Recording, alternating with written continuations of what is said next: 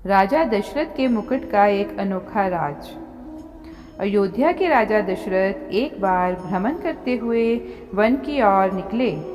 वहाँ उनका सामना बाली से हो गया। राजा दशरथ की किसी बात से नाराज हो बाली ने उन्हें युद्ध के लिए चुनौती दी। राजा दशरथ की तीनों रानियों में से कैकई अस्त्र शस्त्र एवं रथ चालन में पारंगत थी। अतः अक्सर राजा दशरथ जब कभी कहीं भ्रमण के लिए जाते तो कैकई को भी अपने साथ ले जाते थे। इसलिए कई बार वह युद्ध में राजा दशरथ के साथ होती थी।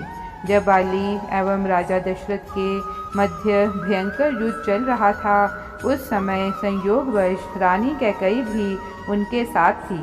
युद्ध में बाली राजा दशरथ पर भारी पड़ने लगा। वह इसलिए क्योंकि बाली को यह वरदान प्राप्त था कि उसकी दृष्टि यदि किसी पर भी पड़ जाए तो उसकी आधी शक्ति बाली को प्राप्त हो जाती थी। अतः यह तो निश्चित था कि उन दोनों के युद्ध में हार राजा दशरथ की ही होगी। राजा दशरथ के युद्ध हारने पर बाली ने उनके सामने एक शर्त रखी कि या तो वे अपनी पत्नी कैकई को वहाँ छोड़ जाएं या रघुकुल की शान अपना मुकुट यहाँ पर छोड़ जाए। तब राजा दशरथ को अपना मुकुट वहाँ छोड़ना ज़्यादा ठीक लगा और वह अपनी रानी कैकई के साथ वापस अयोध्या लौट आए। रानी कैकई को ये बात बहुत दुखी करने लगी। आखिर एक स्त्री अपने पति के अपमान को अपने सामने कैसे सह सकती थी। यह बात उन्हें हर पल कांटे की तरह चुभने लगी कि उनके कारण राजा दशरथ को अपना मुकुट छोड़ना पड़ा। वह राजमुकुट की वापसी की चिंता में रहती थी।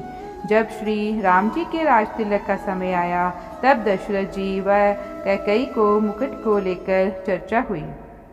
यह बात तो केवल यही दोनों जानते थे।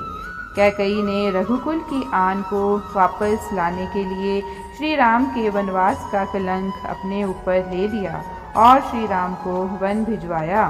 उन्होंने श्री राम से कहा भी था कि बाली से मुकुट वापस लेकर आना है।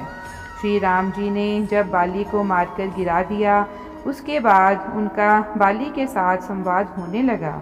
प्रभु ने अपना परिचय देकर बाली से अपने कुल की शान मुकुट के बारे में पूछा।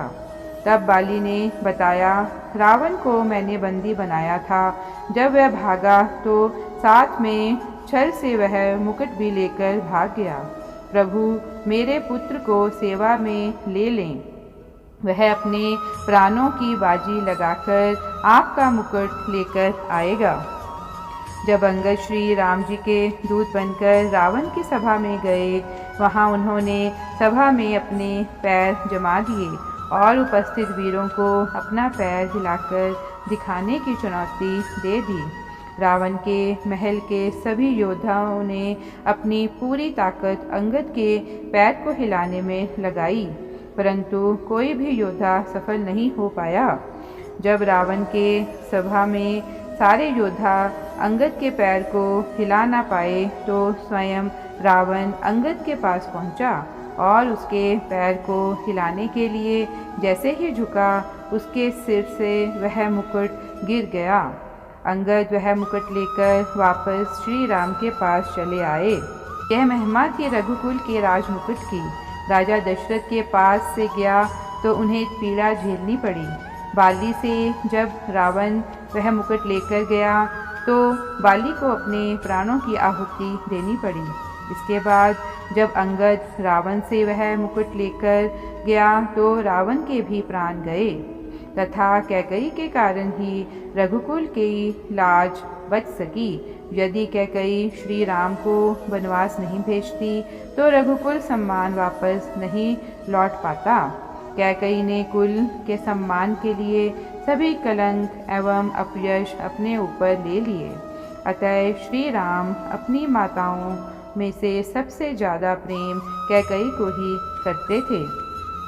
अतः यह था श्री रामचंद्र जी को वनवास में भेजने का कैकई का असली कारण। धन्यवाद।